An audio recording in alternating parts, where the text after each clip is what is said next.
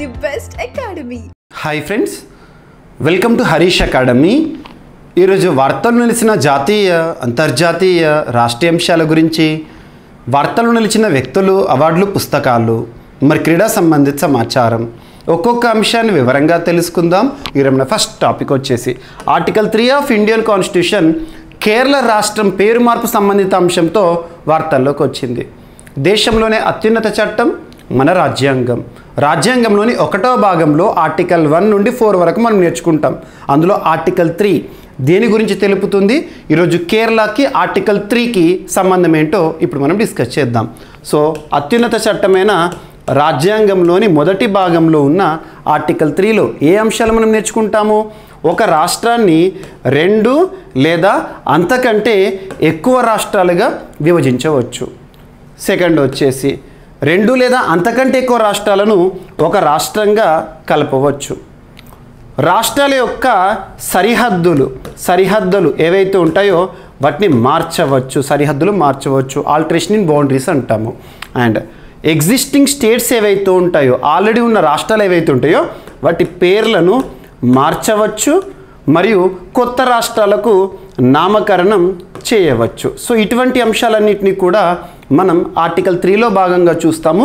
వీటికి సంబంధించిన కన్సర్న్డ్ ఎవరికి, ఏ మంత్రిత్వ శాఖ పరిధిలో ఉంటుందంటే మినిస్ట్రీ ఆఫ్ హోమ్ అఫైర్స్. గుర్తుంచుకోండి, మినిస్ట్రీ ఆఫ్ హోమ్ అఫైర్స్ పరిధిలోని అంశాలు ఇవన్నీ కూడా. సో మనకు తెలంగాణ రాష్ట్ర ఏర్పాటు రాజ్యాంగంలోని ఏ ఆర్టికల్ ఆధారంగా జరిగింది అంటే ఆర్టికల్ 3. ఇక్కడ గుర్తుంచుకోండి, ఆర్టికల్ 2 కానీ 3 కానీ ఈ అంశాల ఆధారంగా ఏ మార్పులు జరిగినా కూడా దాన్ని ఆర్టికల్ 368 పరిధిలో చూడకూడదు. రాజ్యాంగ సవరణలో భాగంగా మనం భావించకూడదు. ఈ కాన్సెప్ట్ అంతా నేర్చుకోండి. సో ఇక్కడ అబ్జర్వ్ చేస్తే మరి కేరళ రాష్ట్రమే కాదు, ఇటీవల చాలా రాష్ట్రాలు వార్తల్లోకి వస్తున్నాయి. వెస్ట్ బెంగాల్ రాష్ట్రం ఏదైతే ఉంటుందో, పశ్చిమ బెంగాల్ రాష్ట్రం ఏదైతే ఉంటుందో వారి రాష్ట్రం యొక్క పేరుని బంగ్లా అని మార్చండి అని చెప్పేసి ఇటీవల వాళ్ళ రీజన్స్ వాళ్ళు చెప్పారు. సో ఇక్కడ అబ్జర్వ్ చేస్తే కేరళ రాష్ట్ర ప్రభుత్వము, పినరయి విజయన్ ప్రభుత్వము, వాళ్ళ రాష్ట్రం యొక్క పేరు ఇప్పుడు ఏదైతే ఎగ్జిస్టింగ్గా మనం కేరళ అంటున్నామో, కేరళ పదం కాదు, మా సంస్కృతిలోని పదము కేరళంగా మార్చండి అని చెప్పేసి ఆ రాష్ట్ర అసెంబ్లీలో తీర్మానం చేస్తారు. తీర్మానం చేసిన వెంటనే రాష్ట్రం పేరు మారుతుందా అంటే మారదు, ఎందుకంటే రాష్ట్రాలకు అధికారం లేదు. అలా ఉండుంటే ఇప్పటికీ ఏ రాష్ట్రాలైనా కూడా పేర్లు మార్చుకునేవి కూడా. సో ఇక్కడ ఇది కేంద్ర ప్రభుత్వ పరిధిలోని అంశం, గుర్తుంచుకోండి. సో కేరళ కాదు, కేరళం రాష్ట్రం పేరు మార్చాలని అసెంబ్లీలో తీర్మానం అనే అంశం వార్తల్లోకి రావడం జరిగింది. సో కేరళకి సంబంధించిన అంశం. నెక్స్ట్ వచ్చేసి మనకు మెటర్నిటీ బెనిఫిట్ యాక్ట్ లేదా ప్రసూతి సెలవుల చట్టం 1961 గురించి చాలాసార్లు చూస్తూ ఉంటాం. భారతదేశంలో ముఖ్యంగా గర్భం దాల్చిన మహిళ ఎవరైతే ఉంటారో ప్రసవం సమయము, ఆ సమయాన్ని ఉద్దేశించుకొని ప్రసూతి సెలవులు అనేవి పొందడం జరుగుతుంది. మనం లింకింగ్లో వెళ్ళాలంటే ఆర్టికల్ 42లో భాగంగా ఈ టాపిక్ అంతా కూడా డిస్కస్ చేస్తాం. ఇటీవల ఒక అంశం ఏంటంటే సరోగసి తల్లులకు కూడా 6 నెలల ప్రసూతి సెలవు అనే అంశం వార్తల్లోకి వచ్చింది. ఇక్కడ వార్తల్లోకి వచ్చిన సెక్షన్ కానీ రూల్స్ కానీ ఏంటో చూడండి. ప్రభుత్వ మహిళా ఉద్యోగులు సరోగసి విధానంలో సంతానం పొందినట్లయితే ఇక పైన 180 సేమ్ 6 నెలల పాటు 180 రోజుల సెలవు తీసుకోవచ్చు అంట. ఈ మేరకు 50 సంవత్సరాల కిందట ప్రకటించిన సెంట్రల్ సివిల్ సర్వీసెస్ రూల్స్ 1972కు కేంద్ర ప్రభుత్వం సవరణలు చేసిందంటే ఇక సరోగసి తల్లులకు కూడా ప్రసూతి సెలవులను వర్తించే విధంగా మార్పులు. ఈ మేరకు కేంద్ర ప్రభుత్వ ఉద్యోగాల్లో ఉన్న మహిళలు సరోగసి విధానంలో సంతానాన్ని పొందితే వారు 180 రోజుల మాతృత్వ సెలవులు పొందవచ్చు అంట, గుర్తుపెట్టుకోండి. అండ్ భారత్లో మెటా AI సేవలు, artificial intelligence, the dependency on artificial intelligence is increasing nowadays. ప్రస్తుతం ప్రపంచవ్యాప్తంగా కృత్రిమ మేధపై ఆధారపడడం అనేది పెరుగుతూ వస్తోంది. సో ఇక్కడ భారతదేశంలో మెటా AI సేవలు అనేవి ప్రారంభమనే అంశము. కృత్రిమ మేధ అసిస్టెంట్ మెటా AI సేవలను భారత్లోనూ అందుబాటులోకి తెచ్చినట్లు రీసెంట్గా గత సోమవారం రోజున మెటా సంస్థ ప్రకటించడం జరిగింది. WhatsApp, Facebook, messenger and Instagram meta AI పోర్టల్పై ఈ సేవలను పొందవచ్చని చెప్పడం జరిగింది. ఈ యాప్స్లో ఫీడ్, చాట్స్పై ఖాతాదారులు మెటా AIని వినియోగించుకోవచ్చని చెప్పడం జరిగింది. సో ప్రపంచవ్యాప్తంగా కూడా ఈ మెటా AI అనేది ప్రస్తుతం మనం తరచూ చూస్తూ ఉంటాం. అంతేందుకు మెటా సంస్థ మనం ఫేస్బుక్ కానీ, ఇన్స్టాగ్రామ్ కానీ, వాట్సాప్ కానీ ఇదంతా కూడా ఒకే సంస్థ పరిధిలోనే ఉంటాయి, గుర్తుపెట్టుకోండి. ఓకేనా? అండ్ మూర్ఛ నియంత్రణకు ప్రపంచంలోని తొలిసారిగా శాస్త్రవేత్తలు చేసిన ఒక పరిశోధన మూర్ఛ. సో పుర్రెలో సరికొత్త సాధనం అనేది వార్తల్లోకి వచ్చింది. సో తీవ్ర మూర్ఛ వ్యాధి నియంత్రణ కోసం 12 ఏళ్ల బాలుడి పుర్రెలో బ్రిటన్ శాస్త్రవేత్తలు, గుర్తుంచుకోండి శాస్త్రవేత్తలు ఏ దేశానికి సంబంధించిన వారు అండ్ అక్కడ ఇన్నోవేషన్ ఏంటి, ఆ పరిశోధన ఏంటి, ప్రయోగాత్మక సాధనాన్ని అమర్చారు. ఈ తరహా ప్రయోగాన్ని ప్రపంచంలో చేపట్టడం మొదటిసారి అంట. ఒరాన్ నాల్సన్ అనే ఒక బాలుడికి లెనాక్స్ గ్యాస్టన్ సిండ్రోమ్ అనే రుగ్మత ఉంది. ఇది చికిత్సకు లొంగని ఒక రకం మూర్ఛ వ్యాధి. 3 ఏళ్ల వయస్సు నుంచి అతడు ఈ రుగ్మతతో బాధపడుతున్నాడు. అంటే నాటి నుంచి అతడు ఒక రోజులో 10ల సంఖ్యలో మూర్ఛ బారిన పడేవారు. దీనికి ఒక సొల్యూషన్ అనేది రావడం జరిగింది. పుర్రలో న్యూరో సిమ్యులేటర్ని అమర్చడం జరిగింది. ఏ శాస్త్రవేత్తలు, ఈ హెడ్డింగ్ గుర్తుంచుకోండి. ఇది సూపర్లేటివ్ టాపిక్. సూపర్లేటివ్ అంటే ఏంటి? ప్రపంచంలోనే లేదా భారతదేశంలోనే, ఆసియా ఖండంలోనే అతిపెద్ద, అతి చిన్న, అతి పొడవైన ఇలాంటి ప్రత్యేక పదాలతో కూడిన సమాచారం ఏదైతుందో మనం సూపర్లేటివ్స్గా డిస్కస్ చేస్తున్నాం.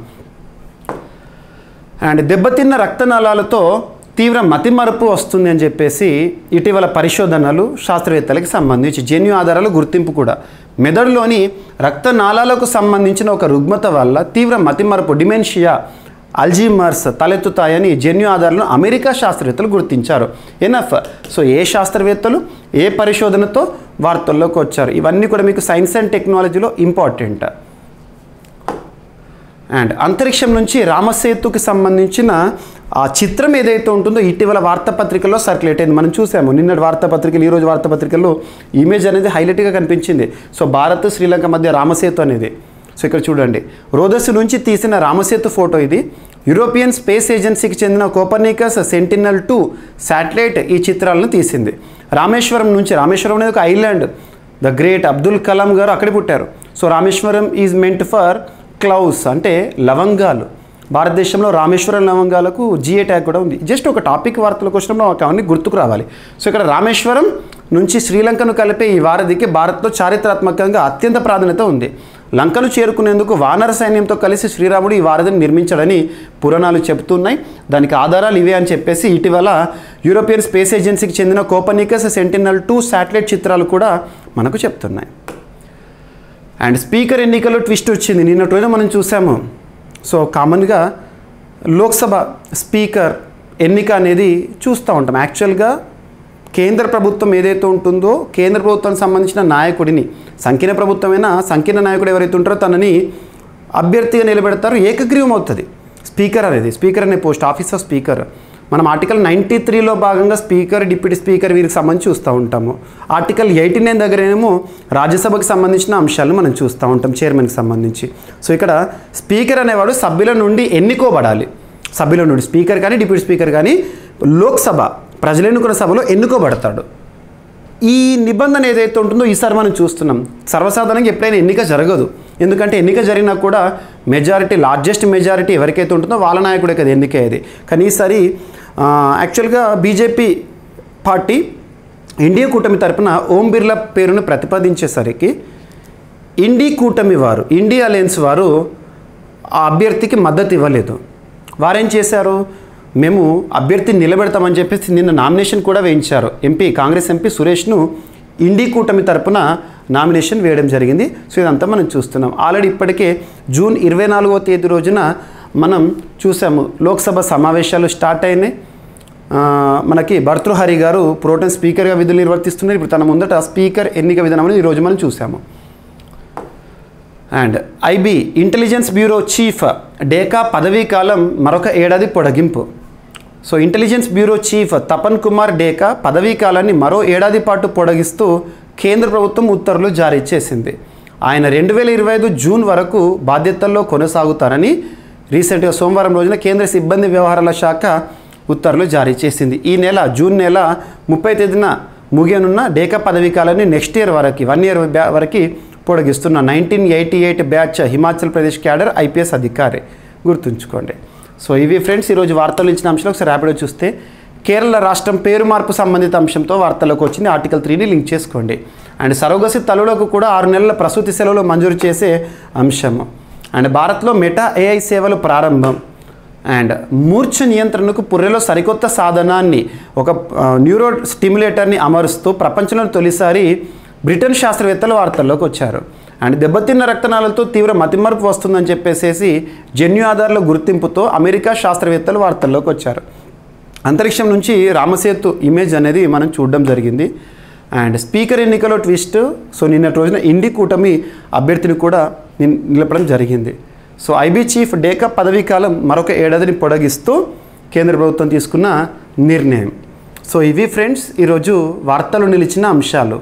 మిస్లేనియస్ అంశాలను మిగిలిపోతే రేపటి క్లాస్లో జోడించి మరొకసారి నేర్చుకుందాం. రేపు కలుద్దాం. Thank you.